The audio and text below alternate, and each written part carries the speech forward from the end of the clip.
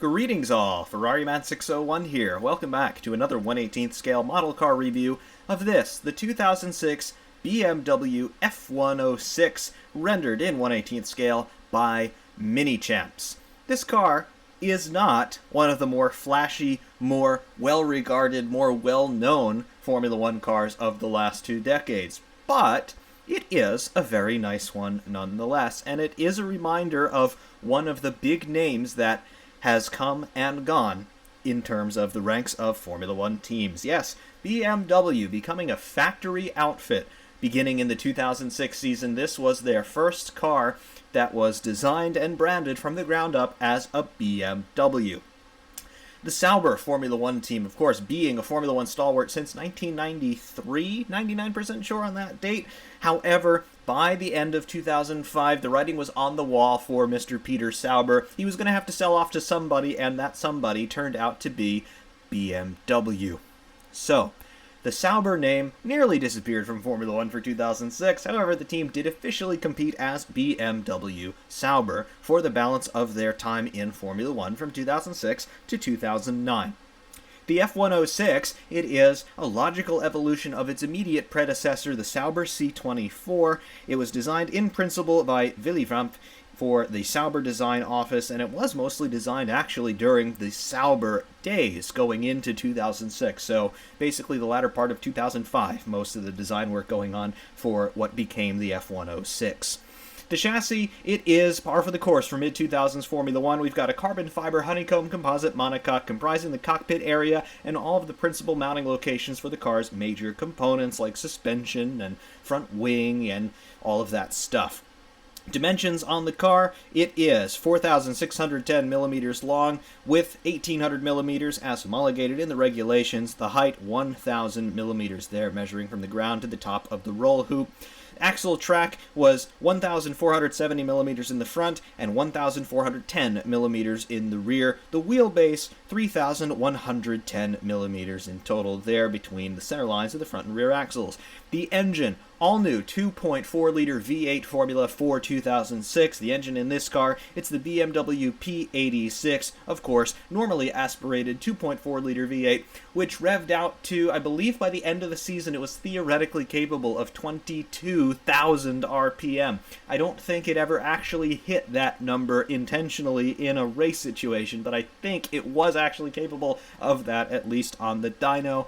The transmission in this car, a BMW designed and manufactured 7-speed plus reverse semi-automatic paddle shift unit, as we had in all the Formula One cars by 2006.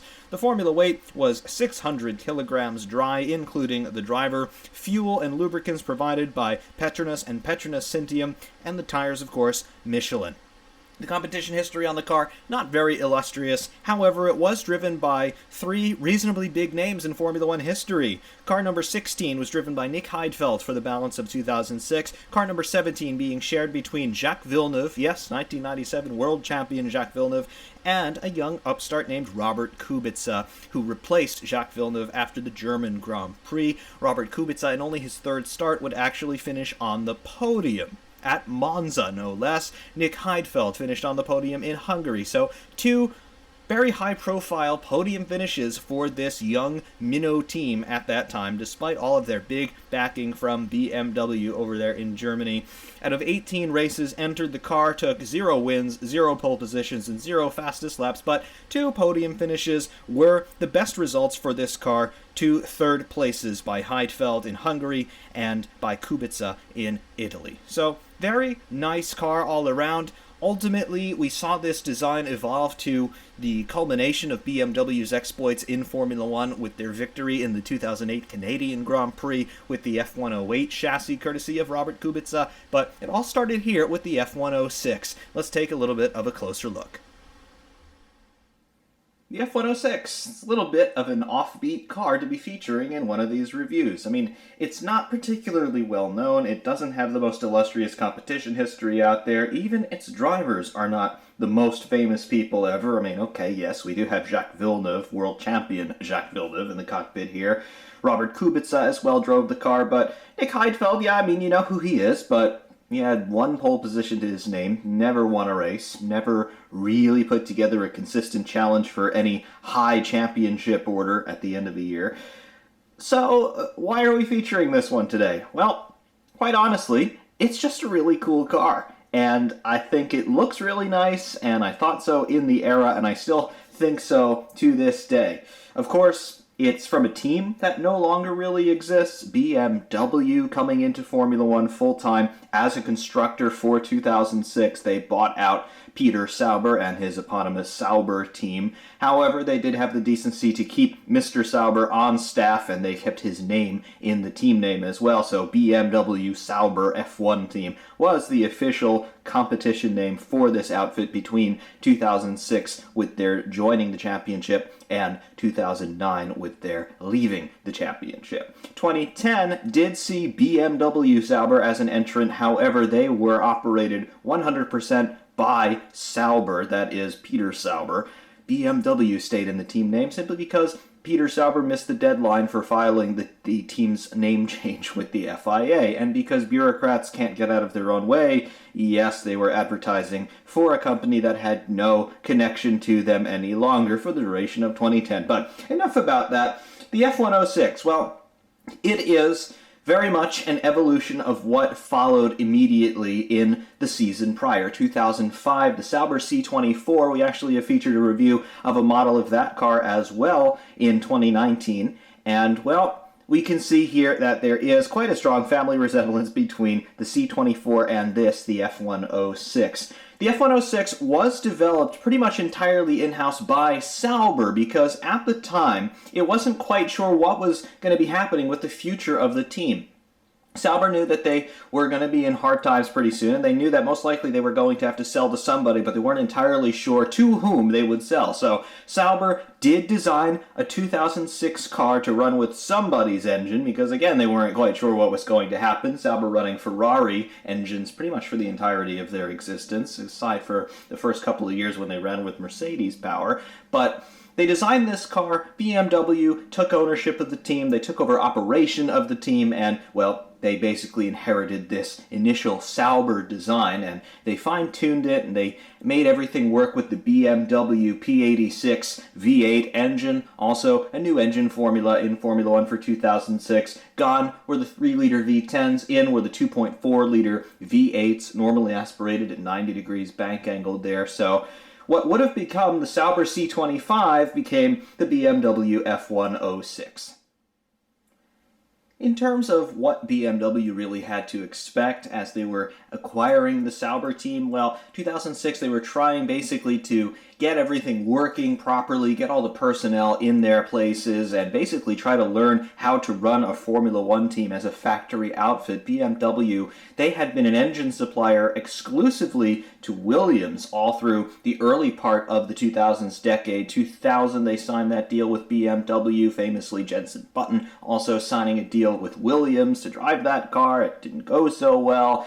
And the BMW engines with the Williams design really did become quite a force to be reckoned with. No, they never really challenged for the World Championship in that era, but consistently the BMW V10s were regarded as the most powerful engines on the grid. Quite frequently, the Williams cars, BMW engines in the backs of them, were the fastest in a straight line. So yeah, BMW, they had a lot of experience as a Formula One engine supplier, and of course remember in the 1980s supplying the 4-cylinder turbocharged engines to teams like Brabham, for example, putting out something around 13 to 1400 horsepower in qualifying trim. So BMW definitely understood how to build a Formula One engine, but turning that into a factory outfit, that was going to take some time. So 2006, they were treating it as a transitional period very much. Now, even though this car never really achieved anything fantastic in terms of results, it has no wins, no pole positions, no fastest laps or anything like that, it was reasonably competitive, and it also was a very good platform upon which BMW could then develop further for subsequent seasons.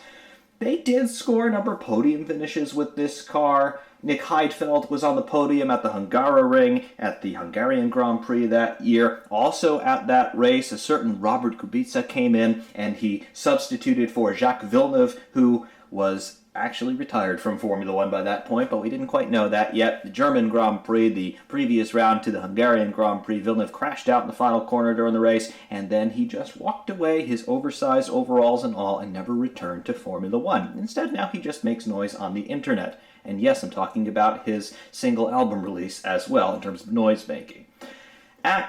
Not the following race, because that was Turkey, but immediately following Turkey, the Italian Grand Prix at Monza, that same Robert Kubica, he came back and he took a podium at Monza as well. So, two big-time podium finishes for this car, Heidfeld and Kubica. Very nice showings for those guys, and of course Kubica being able to do that in only his third Grand Prix start. Pretty impressive by that guy. Wonder whatever happened with Robert Kubica.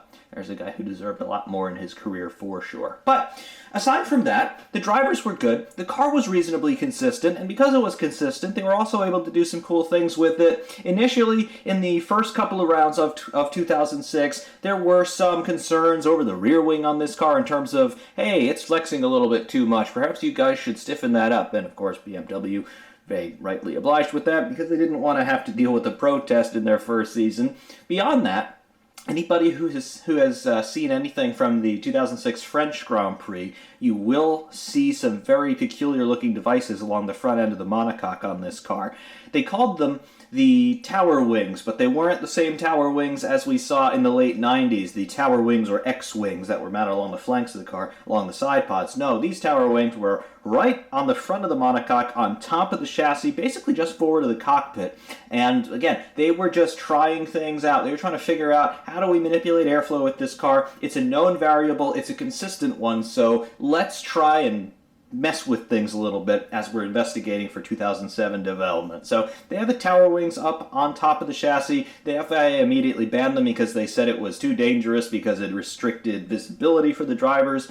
Of course, fast forward 10 years and now we're putting halo in front of their faces, but that's a story for a different day. So that was banned, but it was cool to see BMW testing things out in their first year, and it was very useful that they had a car that wasn't outright fast, but it was consistent, which did give them good data for subsequent developments thereupon, ultimately culminating in their sole Grand Prix victory in 2008 on the F1.08, which itself is an evolution of the F1.06. So, very cool to see all of that. As we're getting the car to rotate here for us, let's just take a look at some of the things on this car for the sake of the model that it is. This, of course, done in 1/18 scale by Mini Champs. Mini Champs always a very safe bet in terms of getting a very decent quality Formula One model. The case is very much the same with this one. Done in 1/18 scale. Very nice level of detail on this car, as you might expect to see from these guys. No, it does not have any opening or removable features, but this is not all that unusual for most Formula One car models, particularly more modern ones, because, again, the teams are very secretive about their designs, even when the teams no longer compete in the series, such as is the case with BMW. I do remember a few years ago when I think it was motorsport.com or somebody along those lines, they put together a series of videos looking at the BMW F1.08 car that was cut in half by guys at Sauber, just to show you all of the internal structures of the car, basically in situ, showing you what things actually looked like when they're in place and working as they should. The one thing that they couldn't show you on that car was the engine. BMW are still protecting that P86 V8 engine under their patent and copyright, and I don't entirely know why, but okay, long story short, that's part of the reasons why we don't have opening features on more recent Formula One models. Anyway, I digress. Just taking a look at some of the features on this thing. Yes, it is very much an example of the times in which it was produced. We have very much a smaller car, macrocosmically, than anything we are seeing today in 2020 because, well, these cars could refuel during the Grand Prix. They were a lot lighter. They also had these grooved tires, which meant that the aero had to work a little bit differently. They couldn't lean on the tires mechanically so much. So quite a few things were different. Also, they were lighter, therefore they didn't have all of the impact structures and roll bars. And of course, they don't have halo in this era. So just different plan, different dimensions, but macrocosmically still similar enough. You can see that we have some very different aerodynamic features on this car. Lots of turning vanes, lots of little winglets here along the midsection of the car, along the side pods. Barge boards we still do see. It's a little unclear as to whether or not they'll be going away entirely for next year, 2021, but for the moment, we still have them, and we can see barge boards very clearly on this car as well. One of the biggest differences, though, aside from the diminished length and width as well on these cars, 1800 millimeter axle track on these, of course, bang on 2 meters nowadays, but you could just also see how much different they are managing the airflow around the midsection of the car. Because they had the facility to be adding all of these winglets on the trailing sides of the side pods there. You can see those swooping flick-ups ahead of the rear wheels there. They didn't have the sort of size zero Coke bottle packaging as much in this era. It just wasn't necessary. If you have free space with which you can actually build a substantial structure to manipulate the airflow, you're not just going to leave it empty and let the airflow do what it will. No, you're going to take every possible opportunity you can get to manipulate that flow. So we see all of these little turning vanes and chimneys and little flow modifiers, basically anywhere that they can fit them. And, well, I've got to say, it definitely looks the part. I always did prefer the appearances of the Formula One cars in this era. I like them to be a little bit filled out, aerodynamically speaking, toward the rear section, and we definitely see that looking around here at the side pods on this particular car.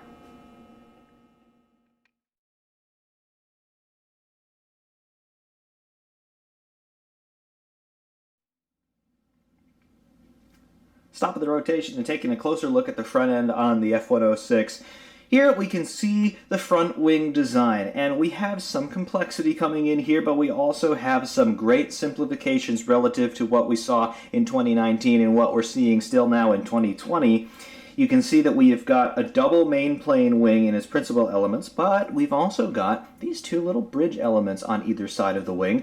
These came to be known as the bridge wings, and Ferrari and Renault came out with these wings first in 2006. Very famously, McLaren would copy that bridge wing design starting in 2007, and they basically, in keeping with what Renault and Ferrari had already done the previous year, they would have a continuous upper element of the wing flap go from end fence to end fence. And the McLaren solution wasn't even secured on the top of the nose there, which meant that it flexed a little too much, and that definitely raised the ire of the FIA, who eventually would forget all about it because McLaren did other things in 2007. But regardless, you can see relatively simplistic design relative to the modern era on the front wing, but you can notice a trait that we talked about in the previous review of the Renault R25 from 2005. So again, 1 year removed from this car, you can see what they've done with that initial leading edge profile of the front wing. That is the spoon wing. It was definitely apparent on the R25, but I did say there that by 2006, everybody definitely caught on with that design trait, and here is a 2006 car, and it illustrates that point perfectly. You can see there is basically no straight area on that leading edge profile of the front wing. It is all just very nice, gradually open, curving lines coming down to the wing's lowest point there, just underneath the nose tip. And that, of course, is by design. The closer you can get a race car wing to the road, the more efficient it's going to be in terms of how it's generating downforce relative to how it's generating drag. The name of the game here is to generate downforce and to try and shed as much drag as we possibly can. So again, getting the wing as low as you can definitely helps in that endeavor. Just like for 2005, the FIA still didn't bother to say, hey, the front wing end fences have to be at this minimum height, but we're not going to say anything about the center section of the wing. So the end fences are at that raised height relative to the 2004 regulations, but the middle section of the wing, now that can basically be as low as you want. So there you go, the spoon wing thereby was born. Also, with these upper flap elements, with these bridge elements as we came to call them, there was nothing in the regulations that specifically allowed or prohibited, so the team said, thank you very much, we're going to exploit this now, okay, thanks, bye, and there it is. So again, a lot of the teams started to do that. By 2007, I believe all of the teams at very least had bridge elements at least partially across the length of the wing here in terms of the principal flap section here on the outboard sides. But most of the teams had a continuous bridge element going across the wing like that. So very cool to see all of that. moving rearward from the front end and the nose cone, which, of course, by the way, very, very conventional. No thumbnail noses in this era, just that single profile nose tapering gently to a point in the front, and then punctuated, of course, livery-wise by the BMW emblem and a little hint of the BMW twin kidney design that you see on most of their road cars with the front grille design. But moving away from the front wing and the nose section, you can see here is our suspension, double wishbone, push rod, front and rear on this car. This absolutely was par for the course in Formula One in this era. Absolutely nobody ever deviated from this general suspension plan, front or rear. This simply was how a Formula One suspension was designed in this era. It wasn't until, I believe it was 2011 when Ferrari started to play with pull rod front ends, and it failed miserably. So even now to this day, nobody going for pull rod front suspension. Pull rod rear nowadays, however, not on the front, and it was basically double wishbone, push rod, front and rear all through this era as well. Other details that we can see on the front end, on either side of the nose, you can see that we have got our FIA camera mounts there for the onboard cameras. They would be blanks. Everybody would be running a blank wherever they could mount one on the car, whether the regulations said they had to mount one on the car. But, of course, the FIA also could say, hey, we want to run a camera on your car today, so we're going to run it on this side. And then, of course, the team is obliged to replace it with an active camera fairing there. So, yep, everybody had to do that, and there they are on the car as well. Very nice to see all that.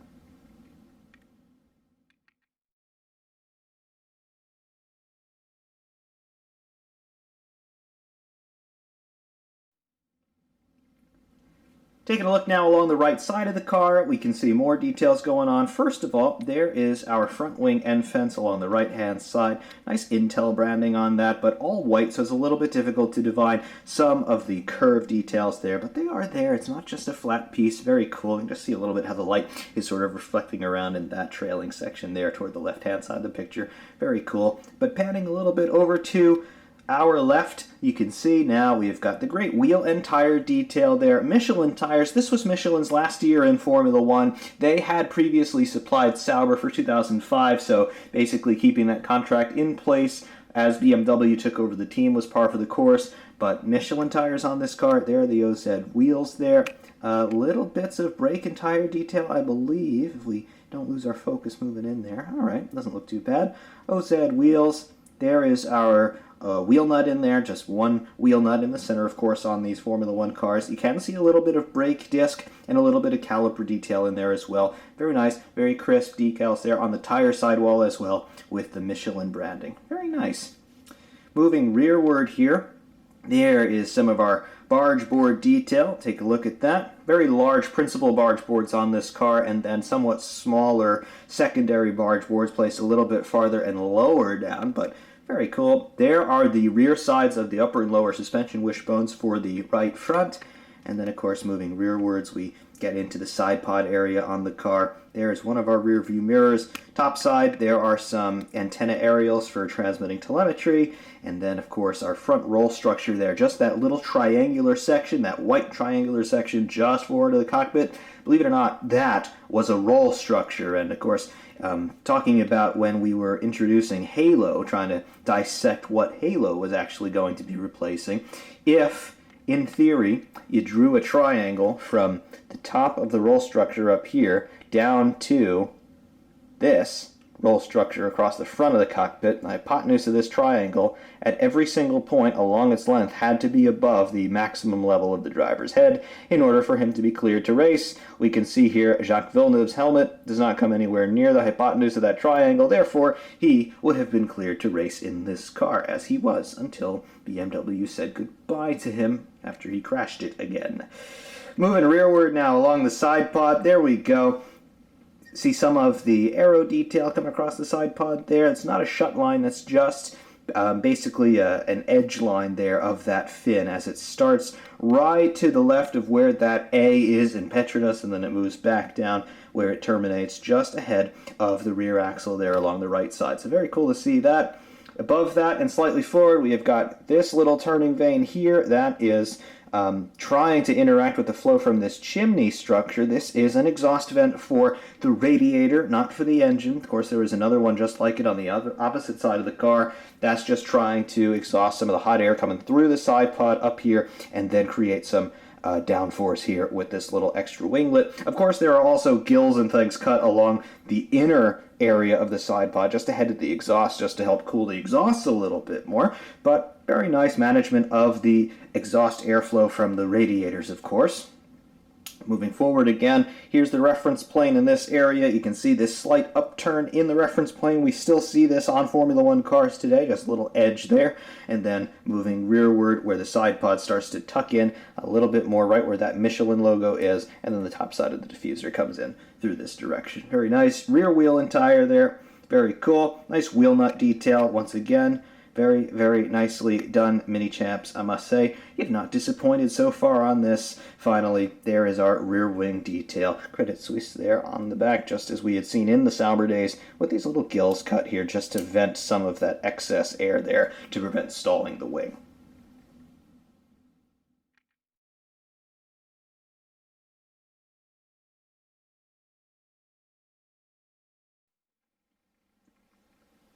Now look at the rear zone on the F106. Of course, here is our rear wing main plane, double element main plane, as we can see with this slot cap just below the BMW power decal there.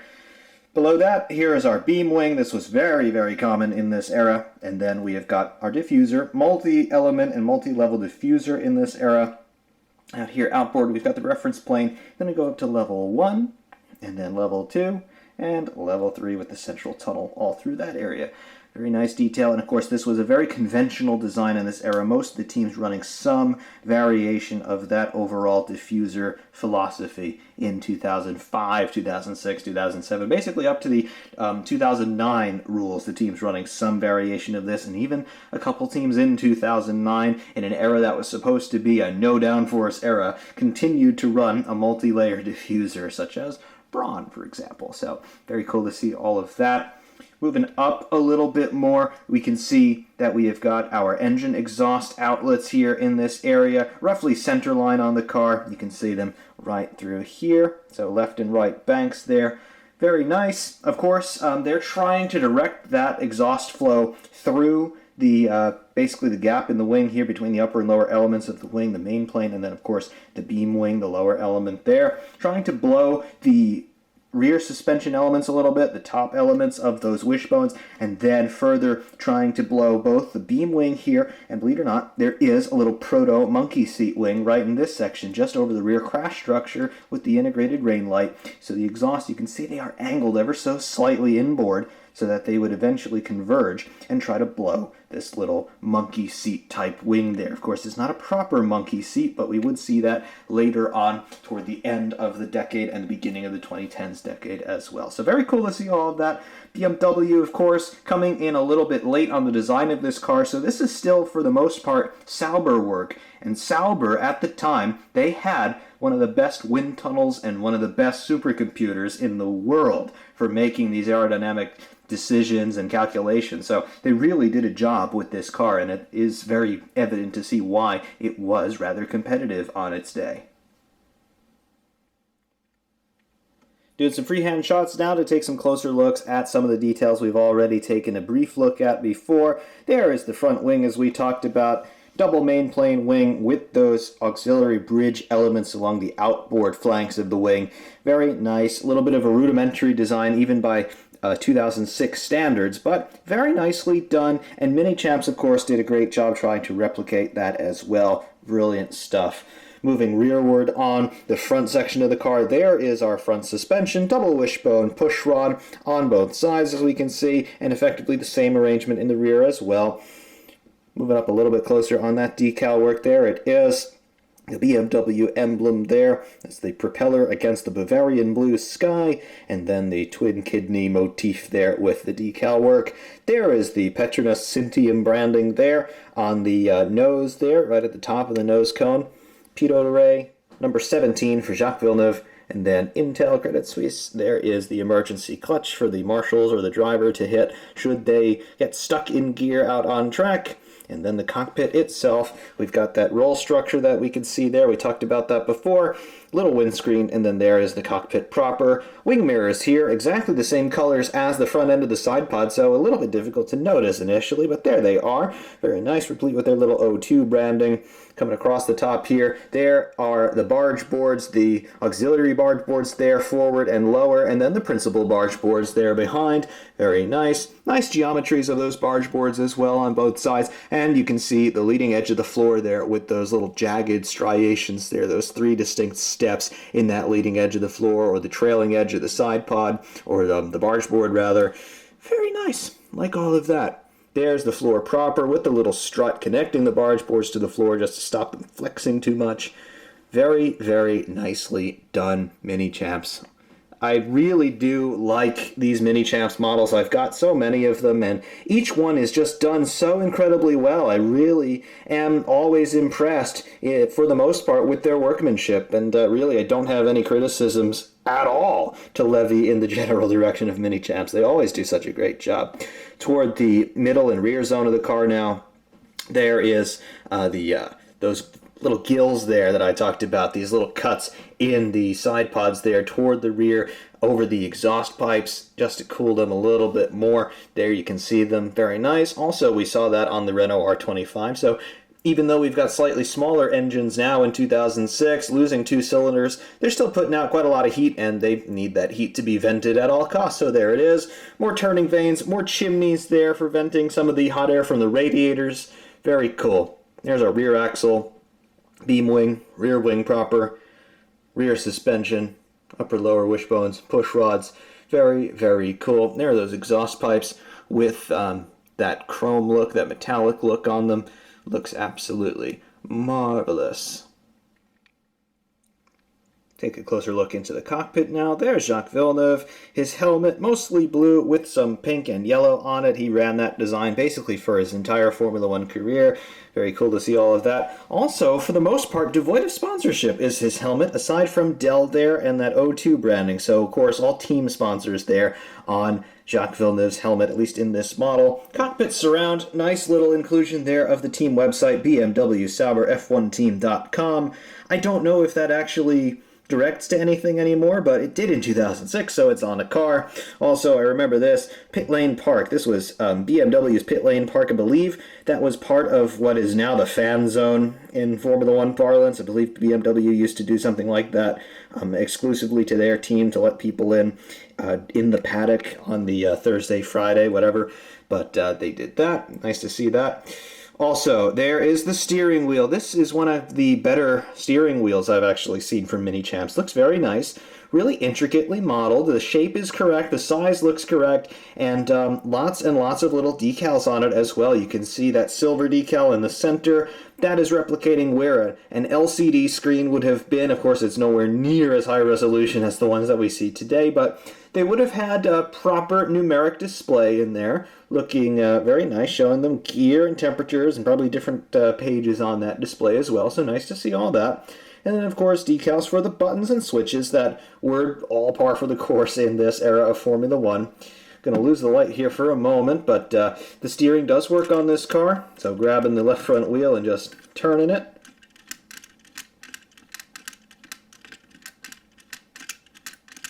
You get the point.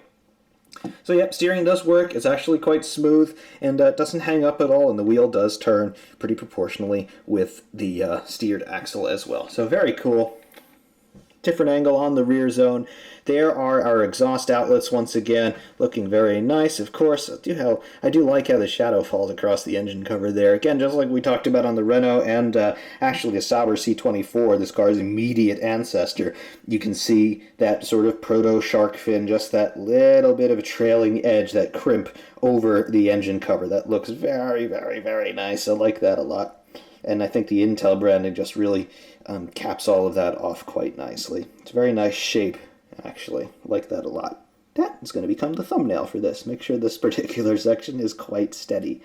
And I think that'll be well good enough. Anyway, moving toward the rear of the car, there's our rear wing.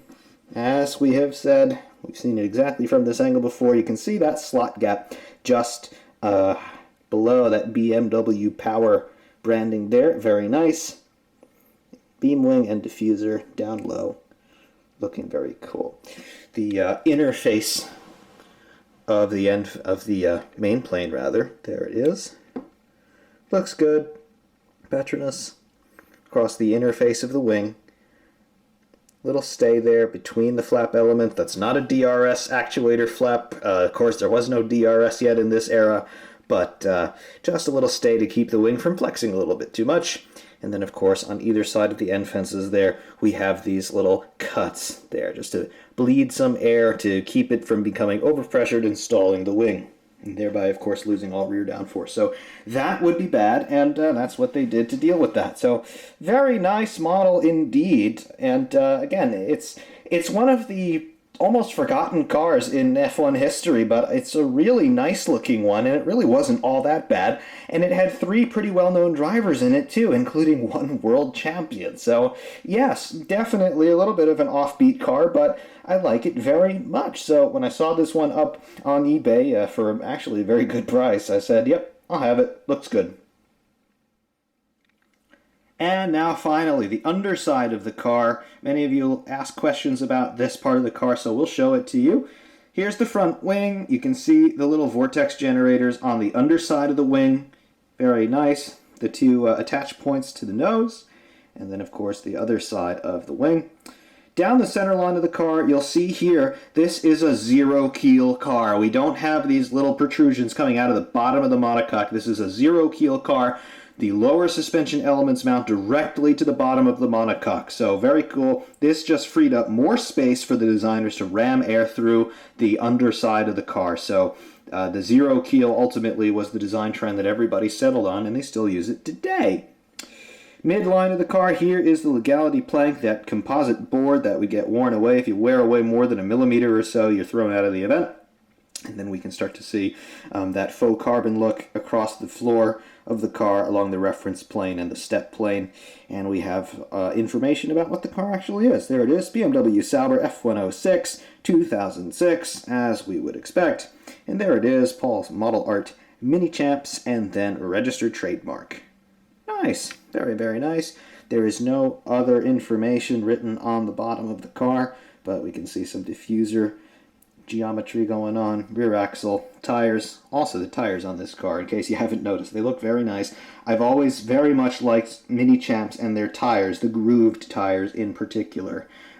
I did like the aesthetic value of the grooved tires, quite honestly, when Formula One were using them. I thought they just looked very distinctive. No other series used a tire that looked quite like a Formula One grooved tire, so I liked them for that. They were distinctive, and actually they made the cars interesting to drive as well. Of course, by the time 2006 came along, and the teams really understood how to use these grooved tires because they'd been running them for 8 years by that point, these tires were very grippy, and had these cars run on proper slicks, they would have been easily 2 to 3 seconds a lap, even faster than they were. So it was pretty remarkable that they had the performance that they had with these grooved tires. Of course, at the end of 2006, with Michelin pulling out of the sport, Bridgestone became the sole tire supplier.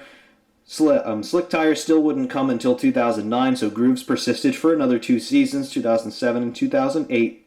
But unfortunately, we lost the tire war, and of course, Bridgestone were instructed to make more durable tires, so the lap times came down from that regard. But aero development still went crazy all the way up to the end of 2008. We saw some ridiculous-looking cars in that era. Absolutely awesome. But there it is, the underside of the F1.06. So there it is, the BMW F1.06 in 1/18th scale by Mini Champs. All in all, I've got to say, it's a great model. Mini Champs, of course, they do a fine job on these Formula One cars, pretty much no matter what era they're from. Of course, this one, the mid-2000s, this basically coming to the end of my favorite era in Formula One, that period going from around 1990 to 2008. Absolutely fantastic to see the evolution in design and technology with what the teams were able to do year upon year. Different engines, different gearbox solutions, and of course some of the greatest drivers the sport has ever known got up to some great exploits in that roughly 30-year period. So absolutely fantastic stuff going on in this era of Formula One. I distinctly remember the 2006 season as being the first one where I really paid very close attention to everything, made it a point to watch all of the races live, and I just really enjoyed the championship fight between Renault and Ferrari, between Fernando Alonso and Michael Schumacher. But beyond that, macrocosmically, looking at all of the teams in 2006. 2006, to me, is one of the very few seasons where every single car, whether they were the class-leading Renaults and Ferraris, or if they were the back markers, the Midlands turned Spikers turned Super Aguris of the world, every single car looked beautiful in this era, and this car, of course, is no exception to that. This one, I think, was actually one of the best-looking cars of all of the absolutely wonderful-looking cars in the 2006 season. Definitely honorable mentions have to go to the Renault and the Ferrari, the McLaren, looking pretty different with their radical new chrome paint scheme for that year, but really every single car in 2006 looked phenomenal to me. The proportions were just right, and because this was a very mature set of regulations by this point, the overall aerodynamic philosophy of the cars here really going back to 1995, and the regulations didn't change all that much in that whole interim period there. So the teams knew what they were doing, they knew how to extract the maximum potential from this overall rule set, and it really showed. All the cars looked absolutely great, and I really do enjoy when I do get the time to make a review of a 2006 car, because they really do look phenomenal to me, and I very much enjoy taking a look at them, as I hope that you all very much do enjoy as well. If you are a collector and you're considering one of these models, be it this particular one, the F106, or any of the other BMWs by Mini Champs, definitely get them. This is the second one I have. I also have the F108, which I have featured many years ago. Perhaps we'll take another look at that at a later date, but definitely great. Mini Champs, you can't go wrong with them. They are the best in the business in terms of making these Formula One models at a reasonable price point.